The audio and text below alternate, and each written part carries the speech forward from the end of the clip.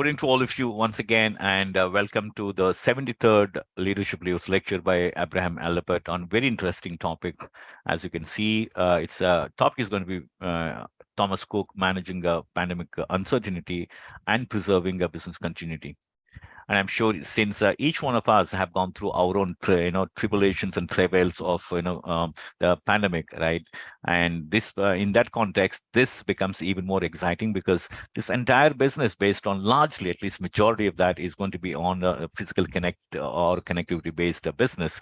Now, seeing through it and then making it happen, and in the middle of it, I think that is something, that a great story that we're going to hear from Abraham, of course, along with all the other things that they've done to ensure that word continuity has so much power, right? I mean, that's what it is. It's just not English there, but I think there is immersion there. There's so much a struggle, and it's just not, I'm sure, one person, but the major, I mean, a lot of people there. And before I hand over the platform to Mr. Abraham, let me have the pleasure of introducing him to this August audience. Abraham Alapatt is the president and group head, marketing, service quality, innovation, and value-added services at Thomas Cook India Group. And he's a marketing and brand professional with over 25 years of varied experience at senior strategic levels across the various domains of brand and business building, business communication, business innovation, PR and media relations, and customer-centric marketing, from ideation to process engineering, and a passion for building sustainable enterprise value. And over this illustrious period of 25 years plus career, he has worked as a part of senior management teams with two advertising agencies, including Ogilvy, an international web solution startup, a leading asset management company, Reliance Capital, a bank, that is DCB Bank, a national level life plus general insurance company, that is Future Generally Life and General. And currently, like I said, he leads the marketing, media relations, service quality, innovation at value-added service teams of India's largest integrated travel services group, Thomas Cook India.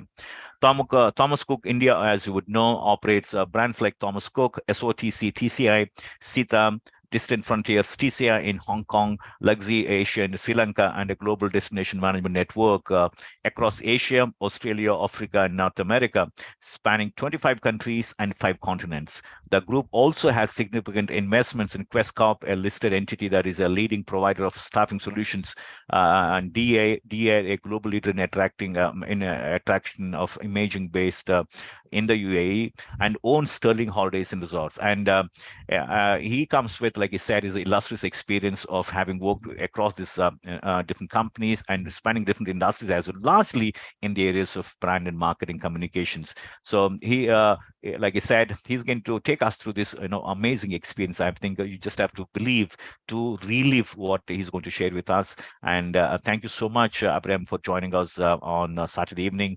And sorry to disturb you again on Saturday evening, but nevertheless, we're all eager to hear you, the story of those two words, uncertainty and the continuity part of it. Over to you, Abraham.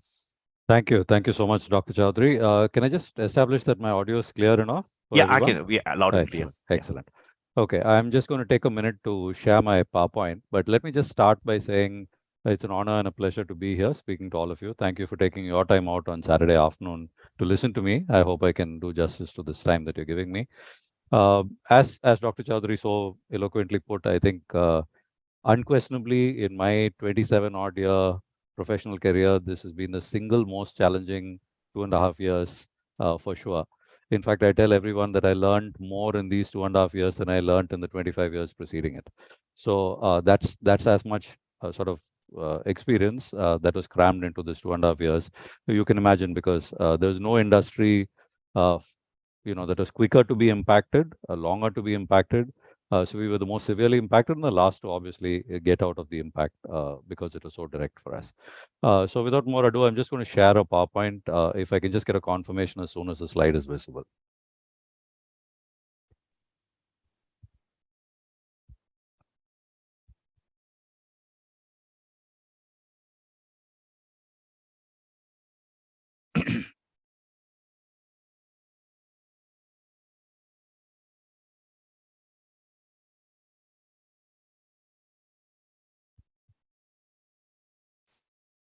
Is the slide visible? Yes, absolutely. Okay, Absolutely. excellent. Absolutely. I'm just going to take a minute to talk about Thomas Cook, the group. It's important for context. Dr. Chaudhary did very kindly talk about it, but I'll just take a minute over that. So, as we said, the Thomas Cook India Group is a global company in its own right. In fact, I often say our journey over the last few years has been a bit like a Bollywood movie.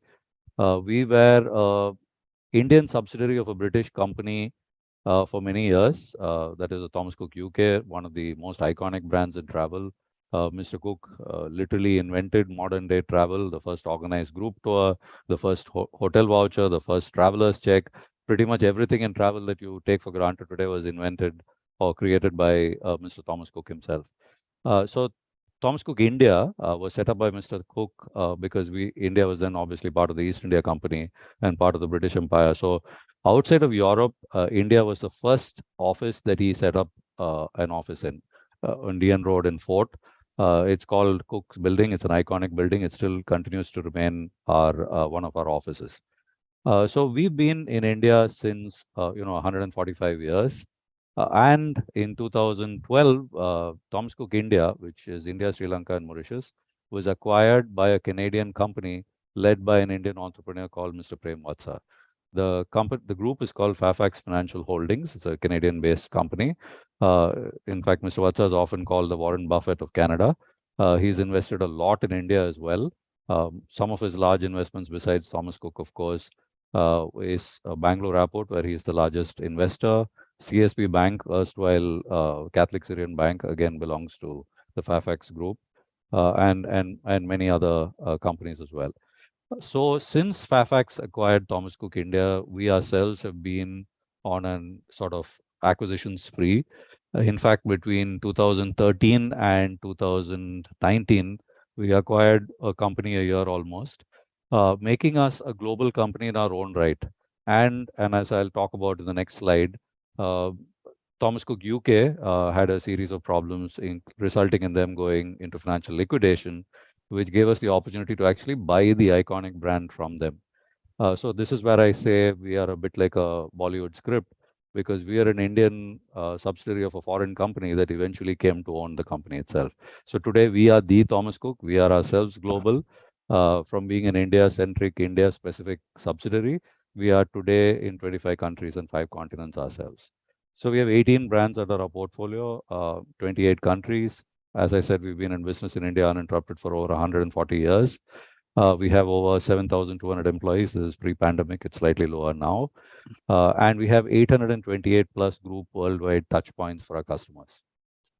We have multiple brands in our portfolio. I've spoken about it. Some of them you may not know belong to us, so I'll just take a minute. Thomas Cook itself is in retail and wholesale foreign exchange. In fact, we are the largest foreign exchange provider along with some banks. In fact, we are number 2 along with the top banks. We are our own Forex card. We have a unique license where we can issue our own prepaid Forex cards, both Visa and MasterCard. And we, of course, do a lot of inward and outward remittance as well. In the hospitality business, we own Sterling Holidays. This is an acquisition we made in 2015. In travel and travel-related services, obviously Thomas Cook, SOTC, a company we bought from Cooney, which was another multinational that we bought this brand from. TCI, which is an inbound company that looks after tourists coming into India. Sita, which is another company we bought from Cooney. Between TCI and Sita, both inbound companies, we are the largest inbound company, inbound service provider. All the other brands that you see below are various companies around the world, Asian trails across Asia from Singapore, Malaysia, Vietnam, Cambodia, etc. Allied T-Pro in North America, Distant Frontiers also in the USA. Go Vacation, which is a joint venture with a German company, Private Safaris in East and South Africa, Desert Adventures in the Middle East, ATM in Australia, and TCI Shinkanyaw in Hong Kong. So all these companies were acquired by us over the years, making us global, as I said. So coming to the subject, this is about managing pandemic uncertainty and preserving business continuity. And I'm very proud that this is part of the TimesPro ET cases. So let me just talk about the trailers, as I call it. And this is, life, sometimes they say, sets you up for what is to follow. So looking at it in hindsight, I think we had some trailers of what was to come. And I'm calling it interruptions, and I'll explain why I'm referring to it as interruptions. In September 2019, as I said, Thomas Cook UK, our erstwhile parent company, which shared the brand name at that time, liquidated and went into collapse. So obviously, you can imagine the kind of confusion it caused with a lot of investors, customers, etc. And we had to manage that PR nightmare. So we had just gotten over that when in October, Cox and Kings, our erstwhile competitor, also of British heritage with a very similar name, often confused with us, also went into liquidation and bankruptcy under a cloud of financial irregularity, obviously throwing a lot of confidence alongside as well. So it further eroded the confidence that customers had in the industry and specifically in quote unquote foreign sounding travel service providers. And finally, almost soon after, continuously in December, January, the bad news started spreading about COVID-19 cases. So these three things almost sequentially happened, and pretty much it was one nightmare after the other. So this is why I was calling the first two things interruptions, and I'll take a minute to use a technical sort of way to describe the difference between disruption and interruption. So if you look at interruption and disruption, there are a few major differences. Interruptions typically could have some notice or warning. You typically could know there's going to be a power cut today, for example. I'm just using a home kind of analogy. Disruptions typically happen with no notice, and that makes it more difficult to predict and plan for.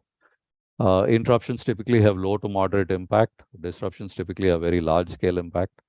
Interruptions temporarily alter ground reality. Disruptions almost always significantly change the ground reality for an extended period of time. And in interruptions, typically after the interruption period is over, things generally reset back to the old normal. But in disruptions, very often the sort of scale is so large that it very often does not reset to pre-disruption flow or levels and typically creates a new normal.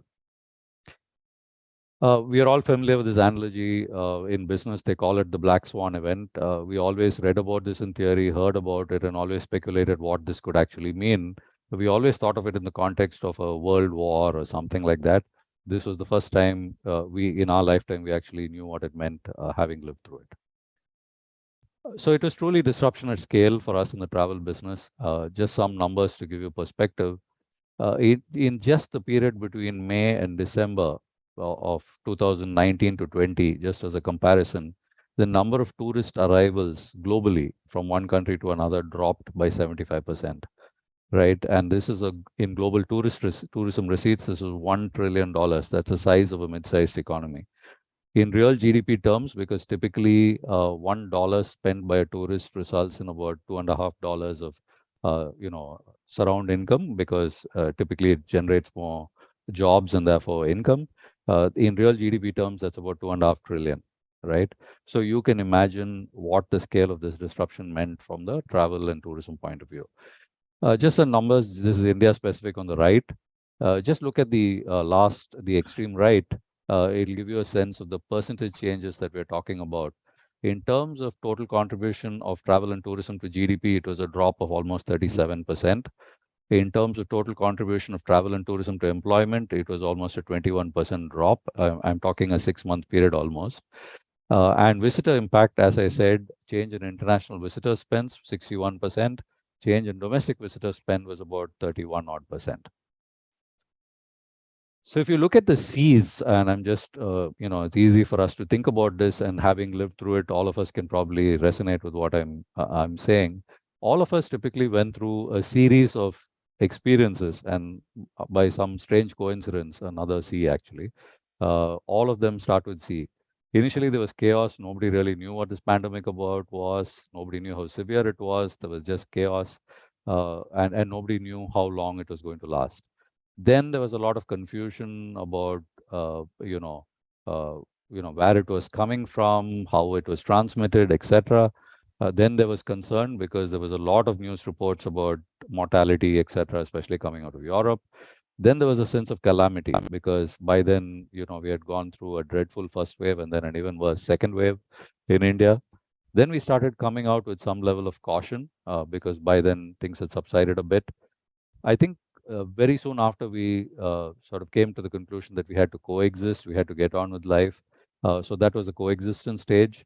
Then we went into confidence, which is really about, by then people were vaccinated and there seemed to be, fewer and milder cases happening. So eventually it led to, hopefully where we'll stay for a while, a state of cheer. So if you look at the journey for us as a group and sort of commiserate with the global pandemic and how it brought world travel to a standstill, FY21 obviously brought the unprecedented challenges and pressures, pandemic-related lockdowns, all tourism destinations, huge losses. I spoke about it. Obviously, profits and balance sheet were under severe pressure as a result because revenues went from 100 to zero almost overnight.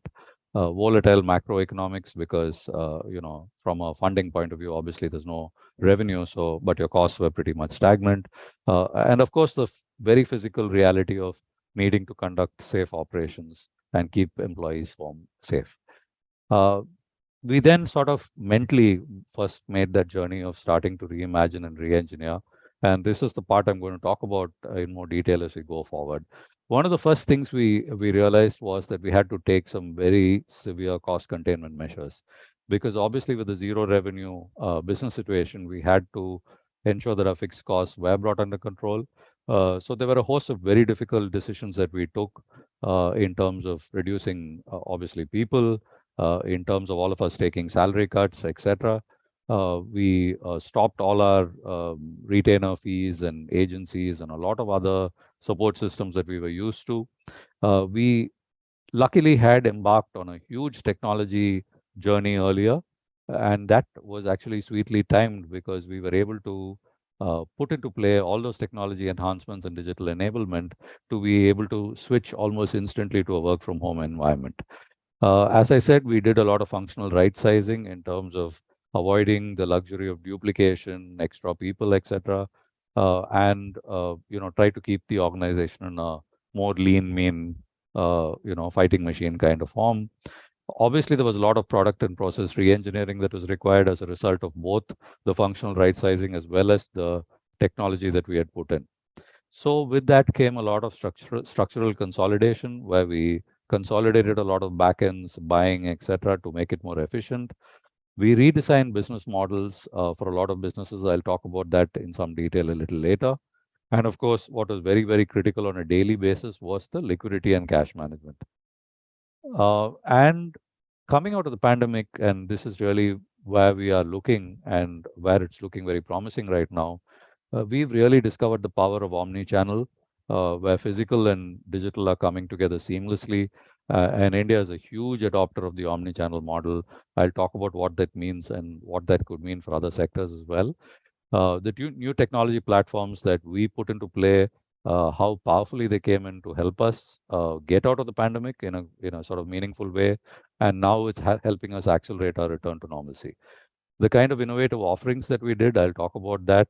The improved flow of resources to area of strategic importance, taking it away from what we were earlier spending them on. The focus on customer centricity, enabling a seamless experience. I spoke about resulting, therefore, in a post-pandemic, very lean and agile organization. The huge automation of processes, and we've come out with a very much stronger balance sheet as well. So I think in a nutshell, this was a strategy that we adopted.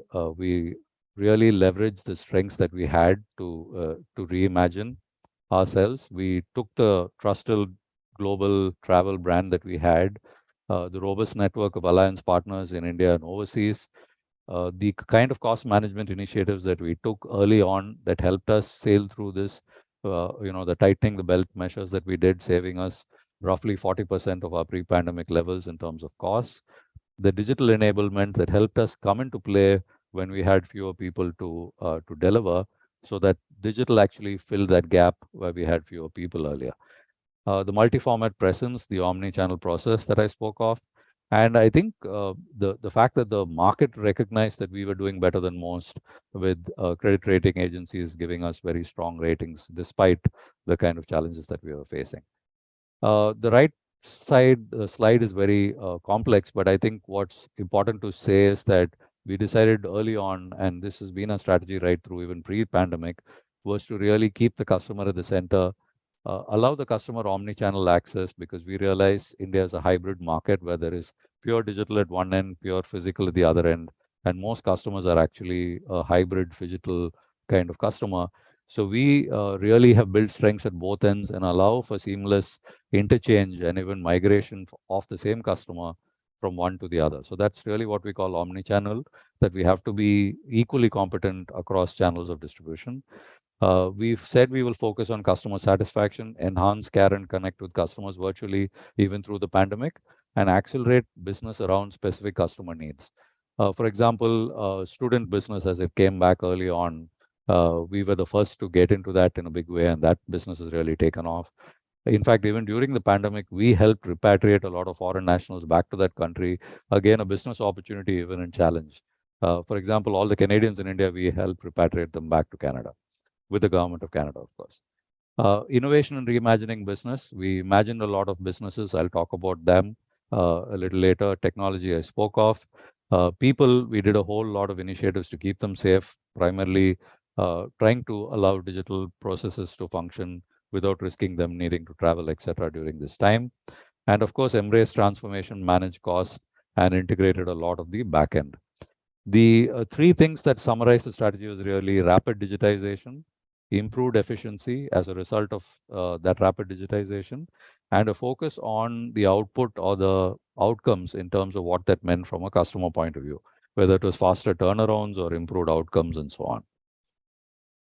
So at the front end, obviously there were a lot of redeployment of mobile apps. We launched virtual branches for both holidays and foreign exchange, enhanced the website capability, including with updated almost on an hourly travel guidelines through the pandemic and going forward even out of it.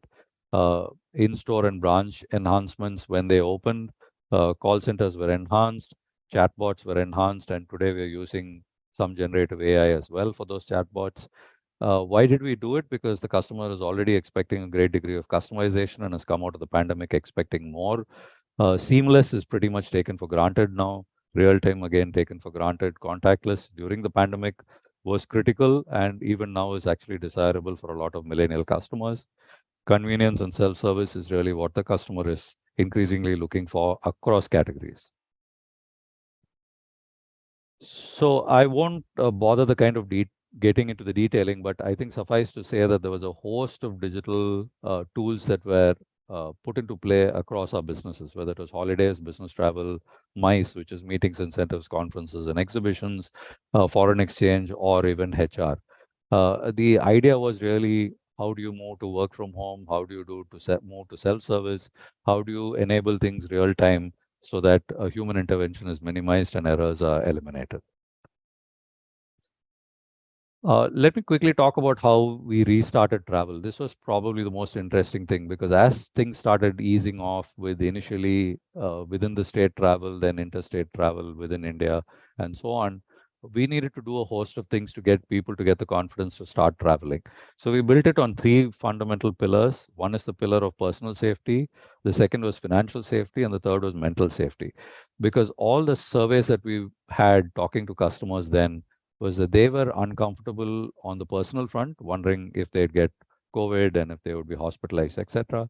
Two, they were worried that if they booked something and then there was a lockdown, that the money would get stuck. So financial safety was critical. And finally, how can you give them the mental reassurance even if they chose to travel? So personal safety, we did a host of things, including tying up with Apollo clinics, with probably the country's first safe travel program, which we called Thomas Cook and SOTC Assured program, where we had the gold standard of travel safety guidelines launched with the expertise of Apollo. We had obviously among the first vaccinated travel advisors. We insisted that all guests were vaccinated. All our staff, including drivers and hotel staff, were PCR negative or vaccinated or both.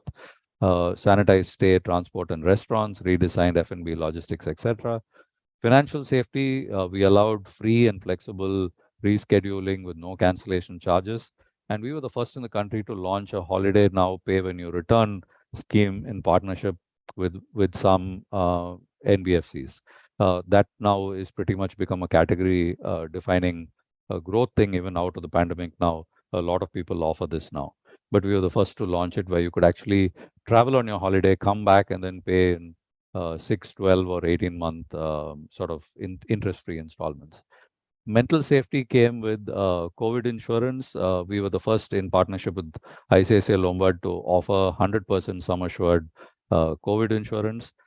Doctor on call again with Apollo Clinics to allowing a 24/7 virtual connect to a doctor when you traveled, and of course offering support on the ground when you traveled with a man on station. So they were actually physically available in case you needed some support. I spoke about Assured. This is a safe travel program we launched in association with Apollo Clinics. This got quite a bit of PR because it was the first of its kind. And we actually launched a campaign as domestic holidays started then. I'm not sure if you can see this, but let me just see if I can play it.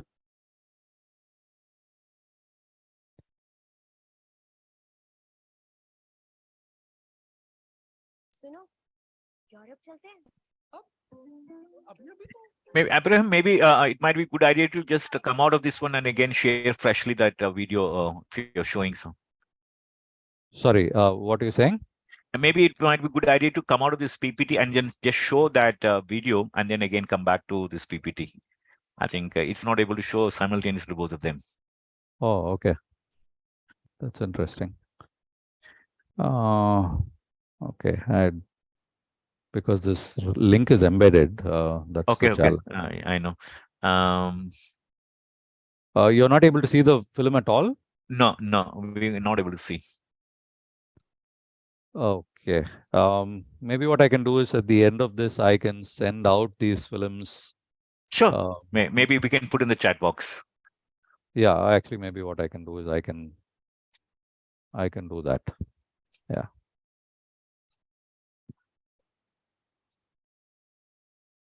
Let me just try again. Sure. Just let me know if it's playing. No, I can hear the audio, but I can't see the video, Abraham. Okay.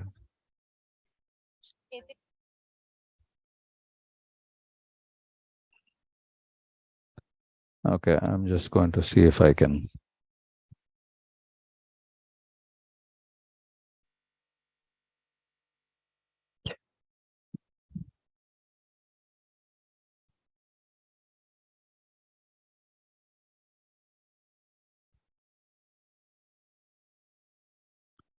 Okay, I'll just go through this and maybe we'll play this at the end and see if I can. Sure, no problem. Yeah. Makes sense. Absolutely. So coming back, there's this film that I'll share with you at the end of this of the session.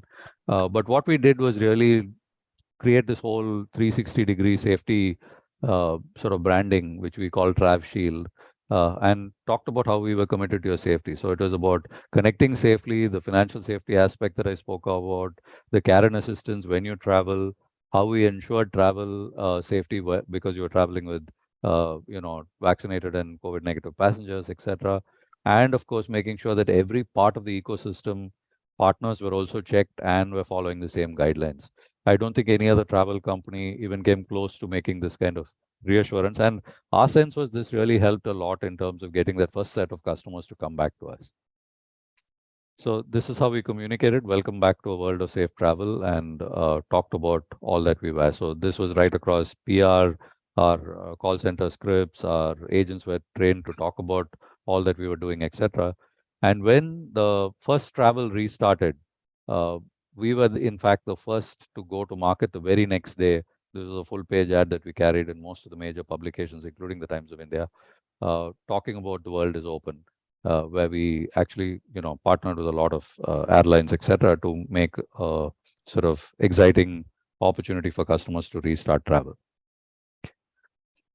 If you look at the pandemic, and I talked about disruption and how things don't typically reset back to the old normal, a lot of things have changed to our mind much more dramatically than they were pre-pandemic. These are 4 or 5 themes that I've picked up, and I'm sure there are more that you have. Clearly, we're seeing a whole lot. First of all, travel itself has become more important in people's mind. They say that absence makes the heart grow fonder. And I think that is really what we saw. When people could not travel for almost 2.5 years, they realized the value of travel.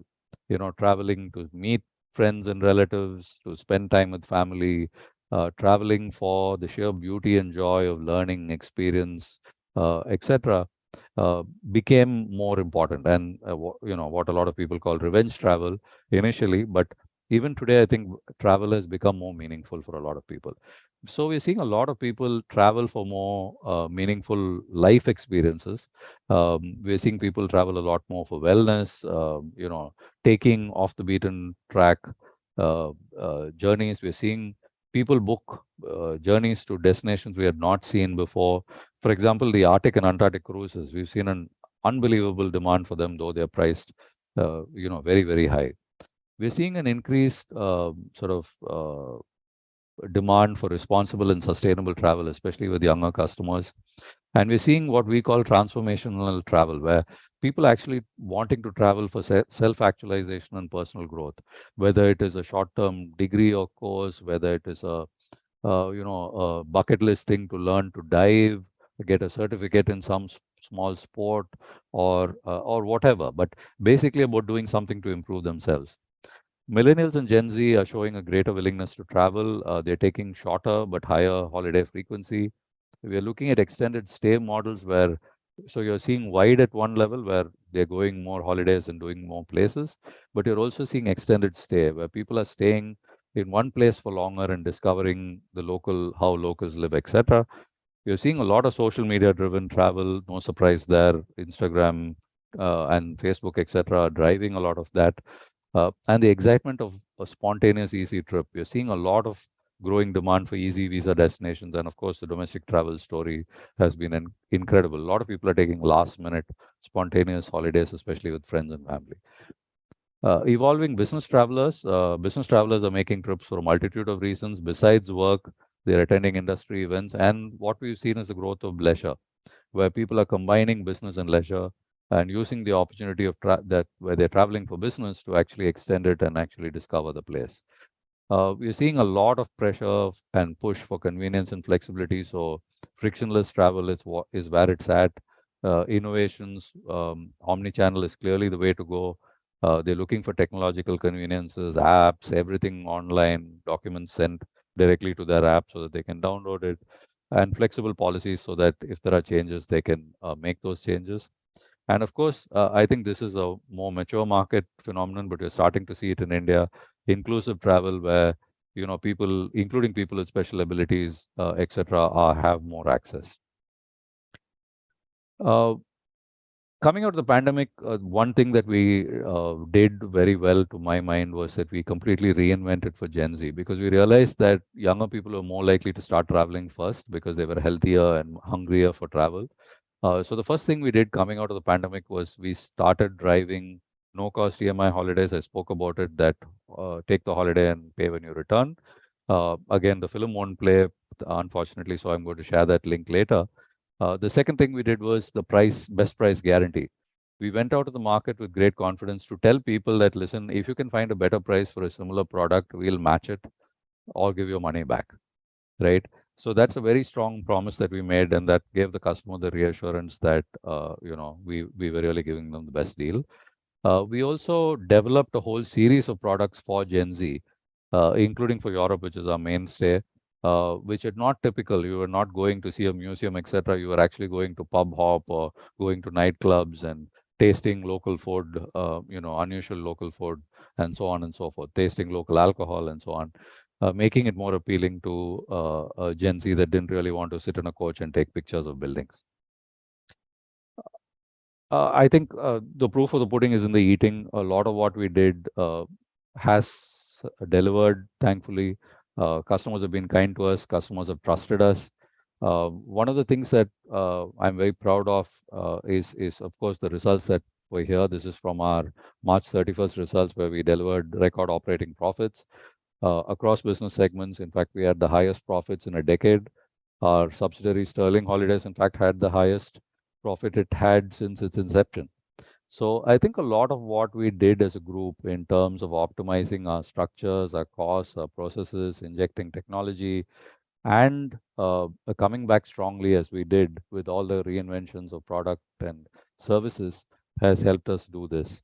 And the growth has been right across the board, whether it is income from operations where you're seeing a U-shaped recovery, EBITDA it's almost a V-shaped recovery, operating PBT getting back into the black, and across categories, whether it is travel services, forex, hospitality, or digital imaging, which is DEI, the company we own in the Middle East. All these categories or sectors have bounced back, and we've seen a dramatic growth.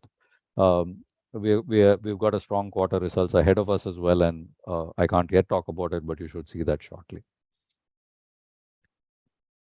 I think this is my last slide, and the 3 C's that, to my mind, summarized how we made it through the pandemic. One, I think, full credit to our chairman and CEOs and leadership. We were very, very clear that communication was key to make us get through this. We over communicated. We said it's better to over communicate than under communicate. So we were all, first of all, as leadership, we stayed in touch with each other almost every day, even if it was just joking to each other, checking on each other. We did a formal call for 15 minutes in the morning, connected with our key team members, did use Teams and Zoom to keep members employed, sort of thing, exercise, talk about reimagining, and so on. We stayed in touch with partners and suppliers, and most importantly, customers. I'll take a minute here to say that unlike a lot of our competitors who stopped answering the phone when the pandemic started, we stayed in touch, picked up every call, replied to every email, reassured customers that we were here to stay. And that's the reason why, in fact, as much as 65-70% of the customers that had booked with us when the pandemic started actually left their money with us to take a holiday after the pandemic, which is a sign of supreme trust because finally, as I said, it was 2.5 years. So we actually built that kind of trust through this, and that came simply from staying in touch and reassuring them that we were not going anywhere. Collaboration, I spoke about it. It started with communication, but we really had to shed silos, shed our egos, and work together like never before. And that I think was again crucial for helping us get out of this because we worked as one team rather than multiple teams, and our partners also because for them also it was equally important to restart travel. Worked with us like genuine partners to restart after the pandemic. And I think finally, as a result of all this, we were able to literally recreate a more lean, agile, collaborative, and innovative organization. Today, we are digital first and customer centered. And this is really, really helping us because the customer centricity is helping us acquire customers and get a higher repeat rate and loyalty. And the digital first is helping us handle more customers faster and more efficiently with fewer people than we did going into the pandemic. And that's obviously helping at a cost and profitability level. So that's it. I'm happy to take questions.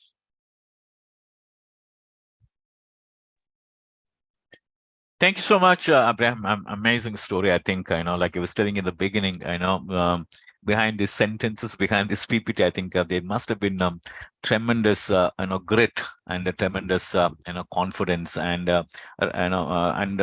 maybe, like you rightly said, thanks to all of your, leaders, right? I think holding that flock together in the midst of that uncertainty because everybody went through that, I think, at a very personal level. And then you can imagine when you're responsible for so many thousands of employees, right? That's one. And especially, given the, interruption that you had, the warning signals that you had already before the pandemic, that's where. So I'll start with a few questions, maybe, right, with your permission, Abraham.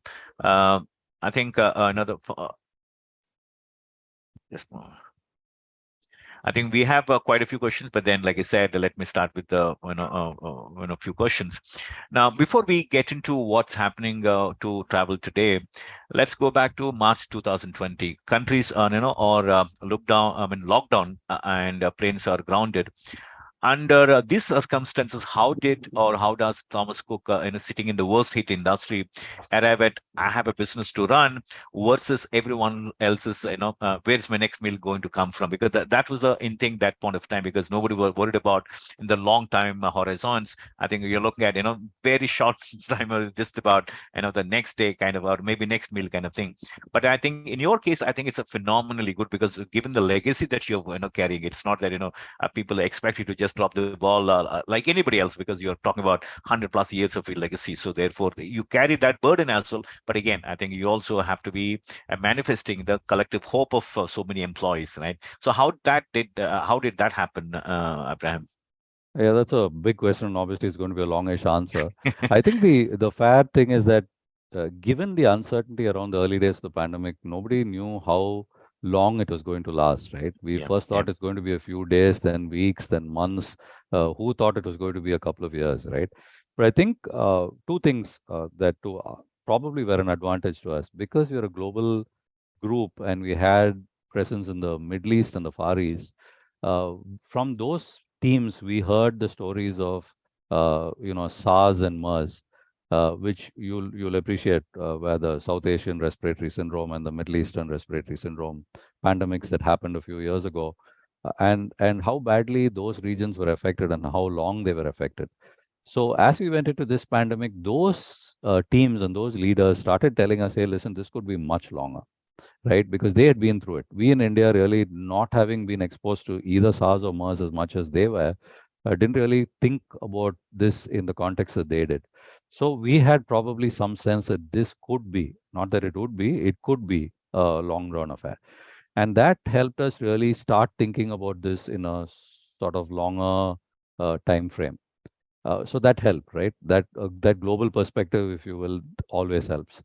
Second, I think as leaders, and let me take a minute to talk about our promoter, because I think none of this of what I spoke about would have been easy with a promoter who was short term or wasn't as committed to the brand and the business as Mr. Vatsa and Fairfax Financial Holdings were.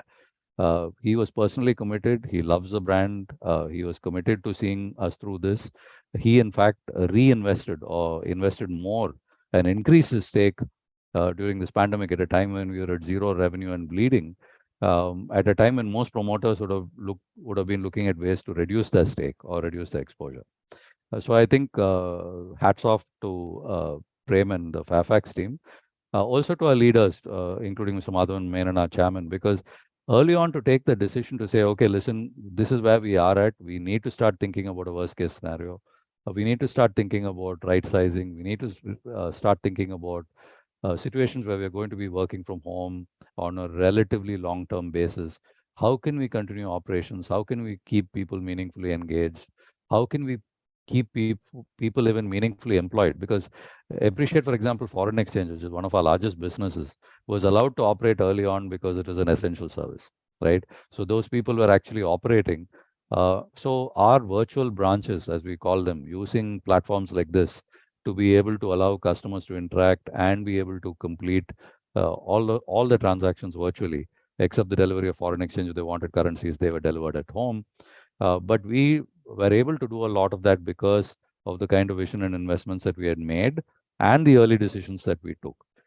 Uh, the other thing I think is that we somewhere in the middle realized that, hey, listen, this is actually in a way opportunity as well, because we, having taken the right sizing decision, having embedded the technology and seen it work after the first, let's say, 1 month of the pandemic, we were confident that these systems were robust, these systems were scalable, and if the business bounced back, if borders reopened, travel restarted, we were at a much lower cost base and we were able to operate to scale with the kind of solutions that we had put in place.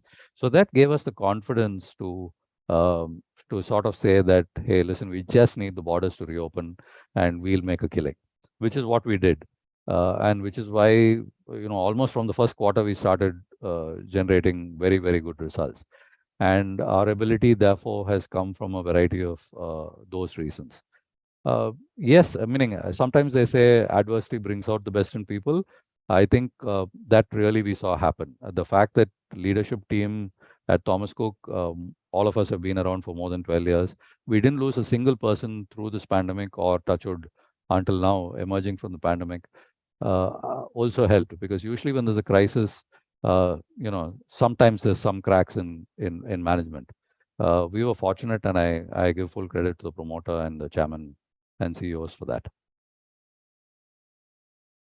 And that's awesome. I think, to say that, I think the leadership, because and that's where people draw the confidence from, if I may, so in a very Correct. limited sense, right? I think they look up to somebody, and when that structure is absolutely intact, in fact, that oods, does, I think, no, the confidence. I think that Confidence. that's more important, because everybody went through it, because every day when you open the email, or when you open the, link, There was Zoom only links, bad news. Yeah. bad news, and then we always want to, like you rightly said, those three C's, Abraham. This is very, I mean, again, like I said, it's not English, but everything, every C there, I think it must have been, so much of emotion around that word, right? I think every one of us have gone through, every one of our participants also has gone through in their own way, because the quality is same, the quantity would have been different, because there is no one who would have escaped that part of the story.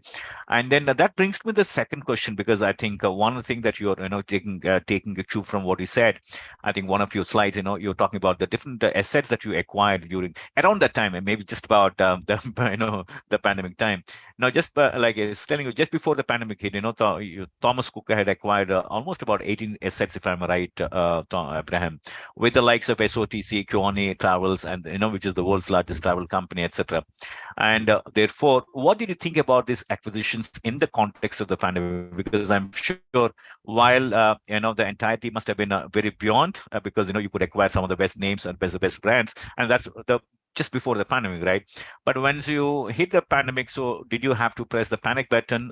Because no, the question is not just about doing a good with your own brand, but then also making sure you have an added responsibility of making sure that the brands that you have acquired also stay, not only stay afloat, but again you show them that confidence that we will go through this more rigorously, and then we'll come out more vigorously, kind of thing.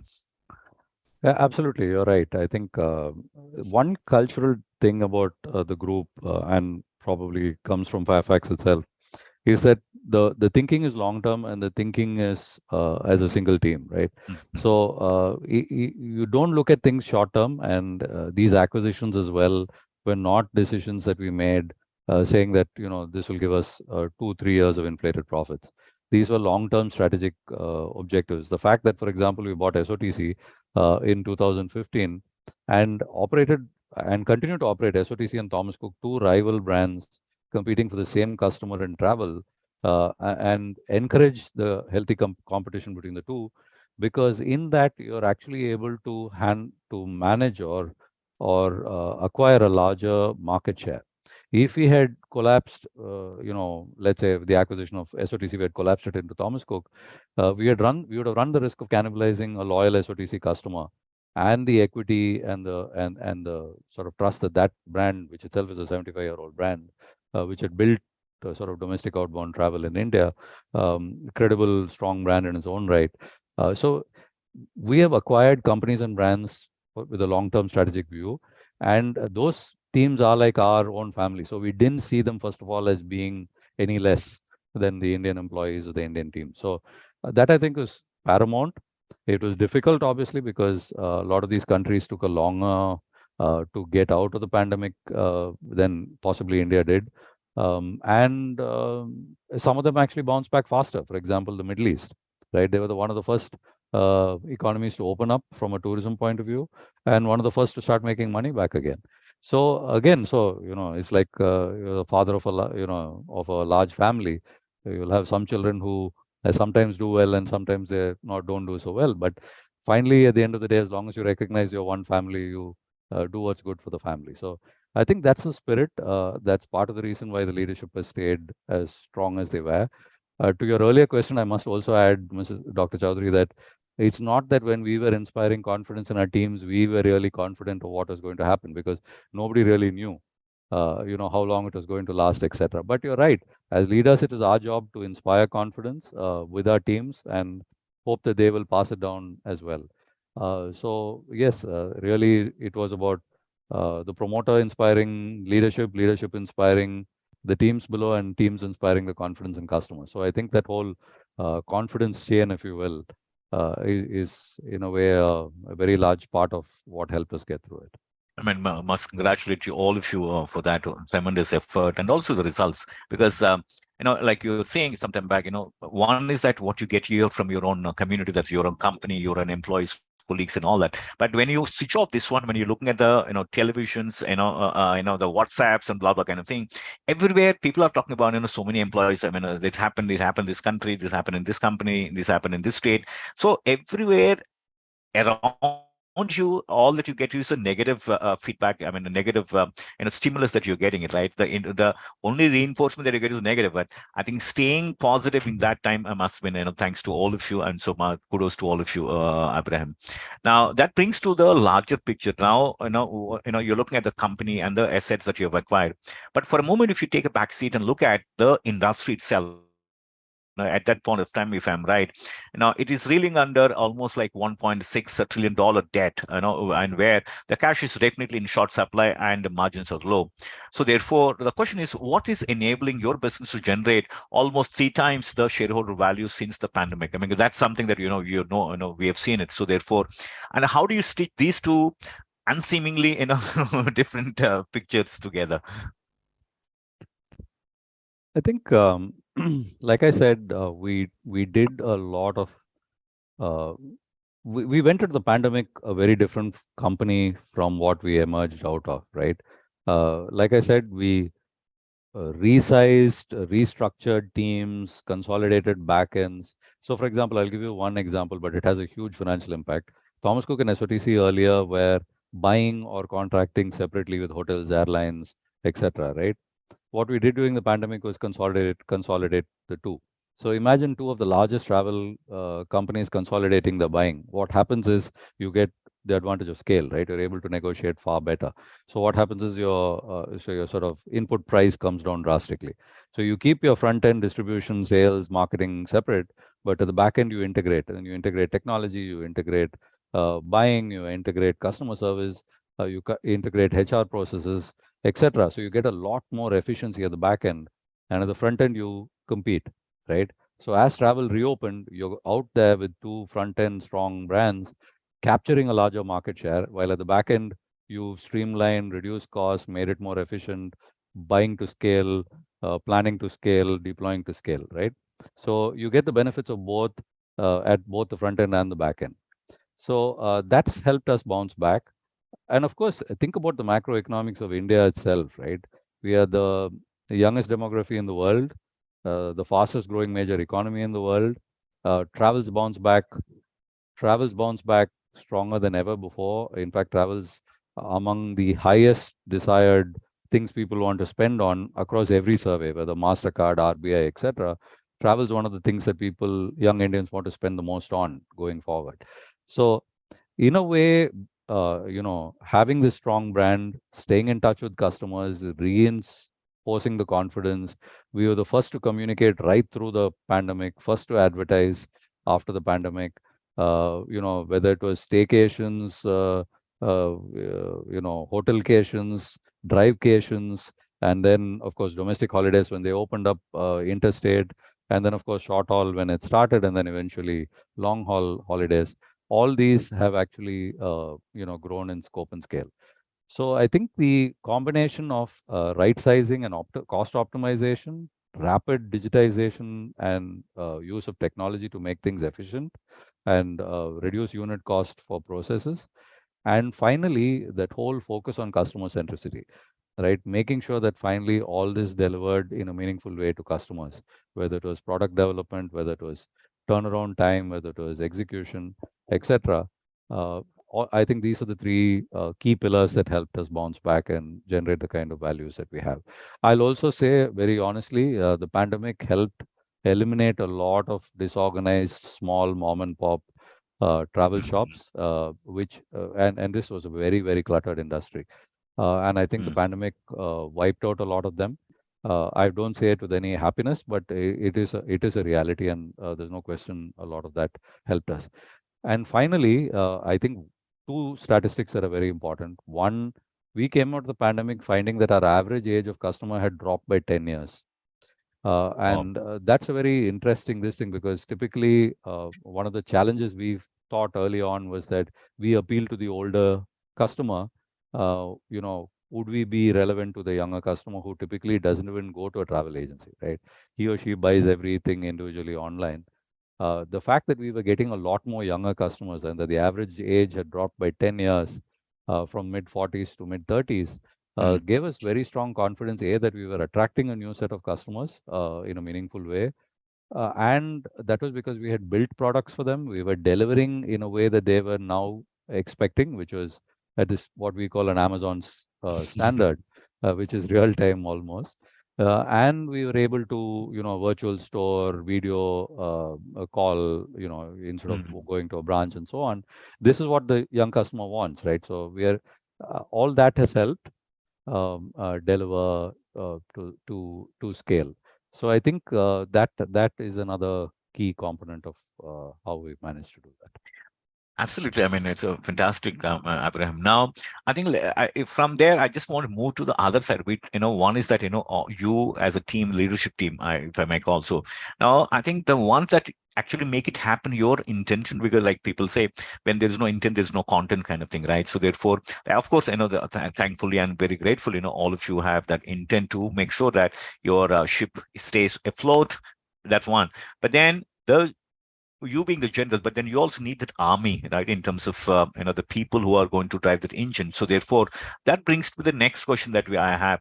I know bringing back capacity is one of the biggest problems in the service industry, if I may say so, and especially for a high touch and people dependent industry like yours, Thomas. How have you been able to attract and retain such critical resource? Because given like I was telling you, one is you being there, that's your idea, vision, and the intent and all that. But then there should be an army to convert that intent into the content part of it. Who are taking that mandate, driving with the same passion as you have been doing it, and therefore, I mean, so therefore, you don't never had to question their passion as much as your passion, right? So how did you see that happening around all of you, and definitely within your company, Abraham? Like I said, I think we were ourselves all committed because, see, my sense is that commitment and teamwork is infectious, right? Yeah. So if you look at your promoter being committed and taking a sort of big punt on you and putting in more money at a time when most promoters would be running for shelter, uh, itself is a very, very strong signal, right? So you've got a promoter who takes a big punt on you and constantly tells you, "Hey guys, you're champions, you'll make it." You've got a chairman who, almost every call is saying, "Hey, listen, I don't want to hear anything negative. Let's just talk about positive things. Let's keep each other upbeat."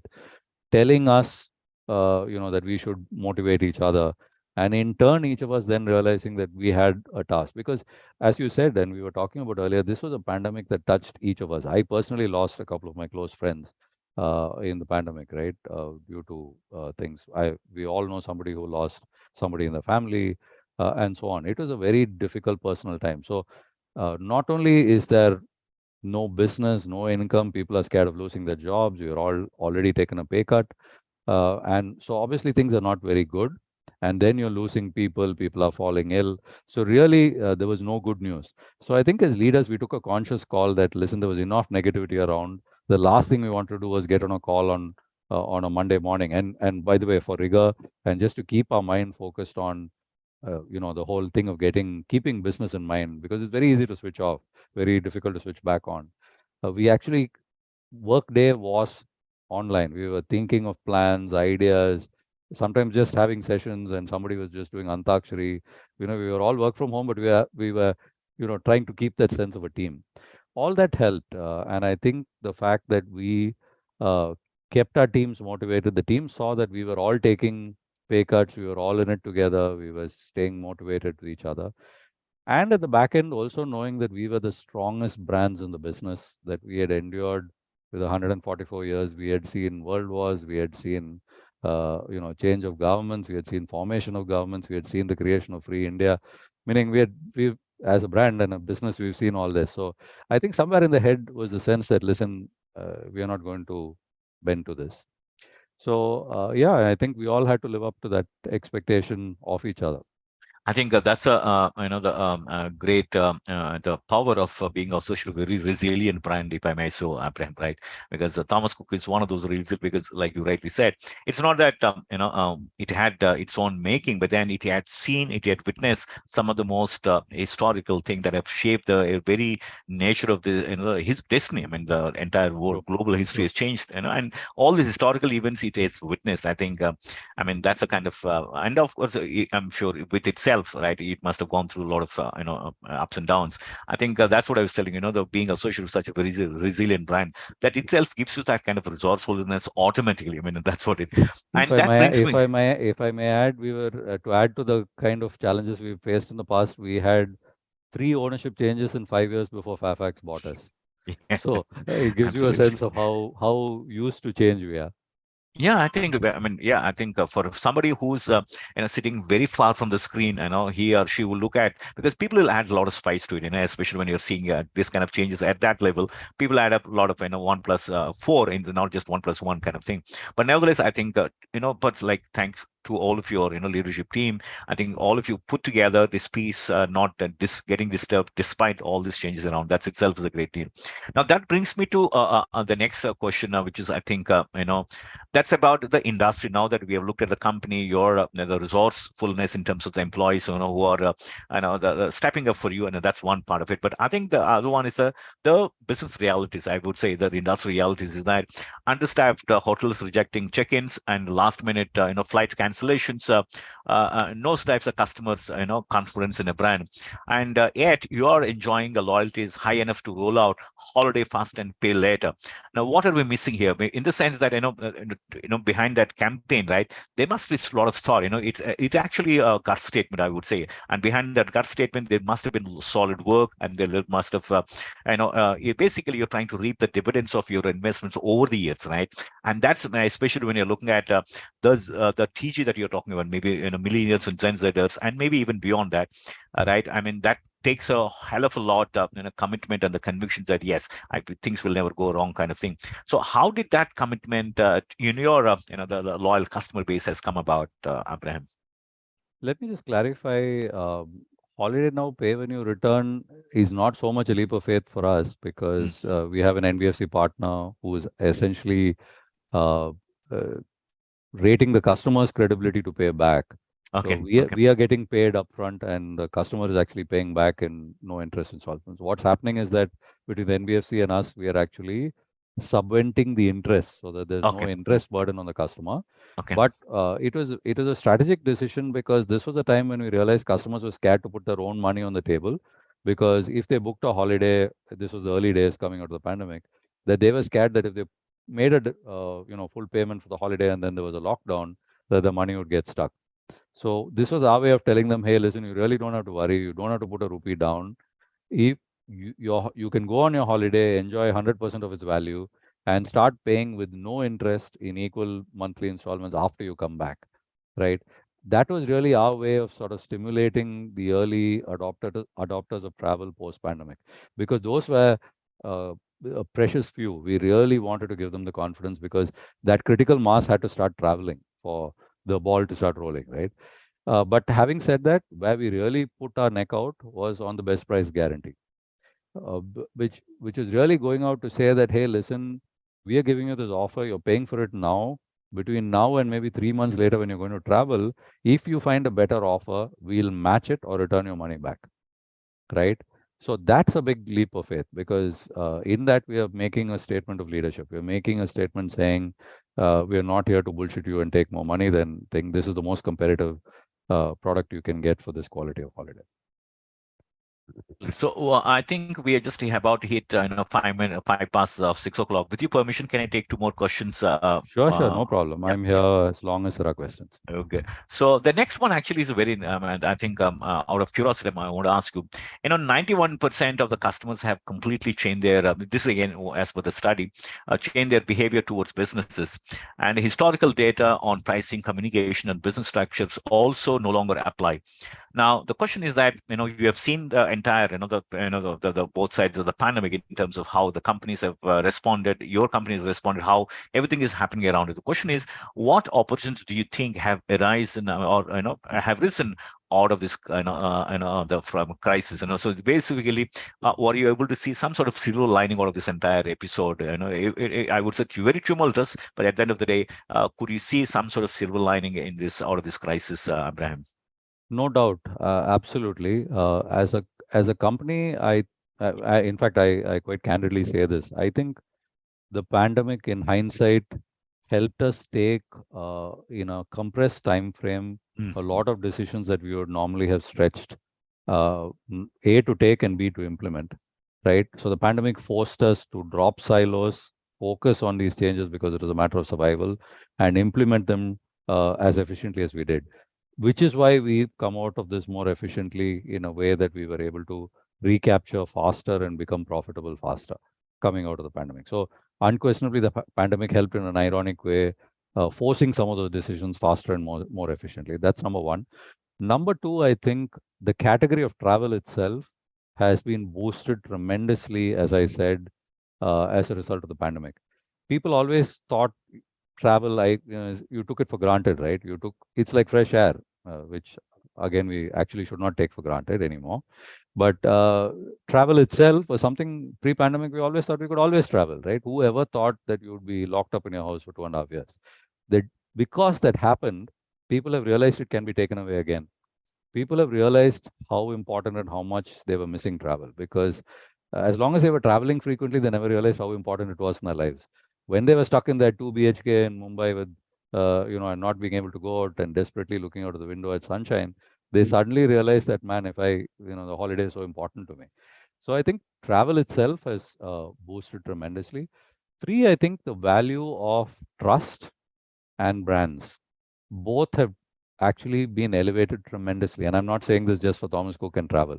I'm saying across board, strong brands that have stayed the course, taken calls, been honest with customers, refunded money if necessary, and done what great brands and leaders do, actually have come out far better because people have realized and have stopped penny pinching. The fact that today our customers are willing to spend as much as 20% more on a holiday for the same destination despite inflation, and all that is actually a reality that we always said Indians are price sensitive. I think Indians have suddenly become more value sensitive. They've they've realized that it is better for me to spend a little bit more to get a better quality and the reassurance of safety rather than compromise. And one very small area in travel that it's very visible is the fact that earlier we used to have to push to sell the base level travel insurance to our customers. Today, the customer asks, "Can I take a higher value insurance?" Right? So it's gone from push to pull and pull to a higher value because people have realized that this is not just a piece of paper. It's actually can be a lifesaver.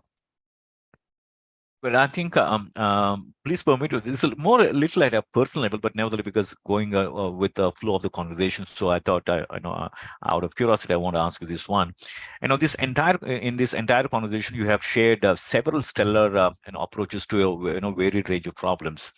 Are there any drivers that you think have influenced what steps you take and what you don't? Are there any effective, also, are they effective across sectors? It's not because I think largely you looked at only the travel sector as such, right? But then, whatever lessons, whatever insight or action insight that you have drawn from your personal experience out of this entire pandemic episode, do you think they are effective across the sectors as well, Abraham? 100%. In fact, let me just reiterate that as a marketer, as someone who's a professional marketer for almost 30 years, I would say that the fundamentals we always learned in theory, right? The essentials of marketing, right? Which is Mm. about transparency, honesty, clear customer proposition, being fair in pricing, things like that, response times, and value propositions, superior value propositions for price, etc. All of these are, we really tested and reproved, if you will, Mhm. during the pandemic, right? For Absolutely. example, I talked about staying in touch with customers through the pandemic. It was a call we took. It was difficult because typically customers, when you spoke to them, the first thing there was like, "What is going on? Nobody's traveling. Everything has been cancelled. Give me my money back." Usually the conversation was negative. So here we were trying to, it was a difficult thing initially, but you sort of stayed in touch, and after that first few things of give me my money back were passed, it was about, we were almost like friends, right? So in a way, we became the one brand that actually stayed with them through. So we rediscovered the power of communication, of staying in touch, of collaboration, of working as one team. For example, one of the funders of all businesses is teamwork, right? Don't get into silos and lose the entire principle of you're all here to save the customer, to serve the customer. How do you become more efficient? What happens in most organizations is, as they get successful and larger, the silos get stronger, right? Here, actually, the pandemic forced us to break those silos, work more efficiently. And again, the whole thing of how digital and human interface, this whole omni-channel approach, where you can take physical expertise and personal touch and amplify it and make it more efficient and deliver it to scale with technology, is really bringing together the most powerful elements of human intelligence, empathy, and sympathy with the power of technology, AI, and platforms such as these to give a near real experience, right? All this is really examples any brand in business can use, right? Especially any service brand. Maybe less so for manufacturing because there's still a physical exchange of goods and services. There's still the logistical challenge, but for services, I think these rules apply to universally. Absolutely. The whole idea of building confidence, at a time when there's negativity, and sort of leading by example. These are all, I think, fairly universal principles. In fact, during that time when I was reading, I mean, like everybody else, I think I was also very interested in knowing how companies. One is the resilience part of it. Other one is, in fact, the other side of the story is that there are a lot many companies actually launched during the pandemic kind of situations. Maybe during the 1929 depression kind of thing, or in a financial crisis times, and they had the guts to start during a very very different time, and then but still they were successful. So I know that was interesting stuff. But thank you so much, Abraham, taking your time off on Saturday, and also sorry for overshooting your time, but absolute pleasure to hear this great story. And hopefully, I think the only way to preserve this one for posterity is to ensure that it gets converted either into a case study, or maybe, of course, a lot of articles must have been written. But again, the moment it gets into a case study, I would personally prefer that one to be a case study, so that it reaches to phenomenal number of business schools and across the world, so that people understand what it took all of you to go through that, and also put some edifice based on which the entire construct of the continuity could be built on. But fantastic to hear so passionately about, and we can in fact reverberate the kind of the what to say the passion with which you could drive those time. Actually, I'm sure that point of time all the meetings were online, right? Yeah, so the yeah. so that made all the more sense. But thank you so much, Abraham, for being a very candid and also very, very, I think, very depthful conversation. It's not just the business and the transaction part of it, but everything that you said. There is so much of depth in whatever the very first slide. I'm just recollecting and trying to what to say. Reflect on that, the creating memories and the curating experience. That's a beautiful thing, expression itself. And I'm sure everything is seem to be revolving around that. And how do you create memories, and how do you curate experience, and that not for other people but also with your own employees, because during pandemic I think that it must have started with your own employees, but I think, and also the acquired companies employees as well. It's a phenomenal story. Thank you so much, and once again sorry for having a this to be on a Saturday, and also having overshot your time, but absolute pleasure and honor to have you, Abraham, on this platform. Thank you so much, Dr. Chowdhury, and everyone else on this call. Nandita for coordinating, and TimesPro for having me. Let me also say that I'll post these three links of three films on the chat window.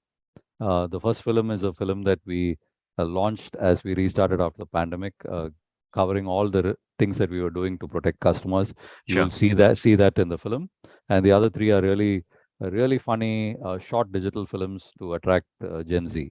So just for That's it. perspective, Sure, please absolutely, look at it absolutely, whenever you have the time. absolutely. Thank you With very much pleasure. for having me. Have an excellent weekend. Thank you so much, Abraham. Thank you. Absolutely Thank you. pleasure. Thanks.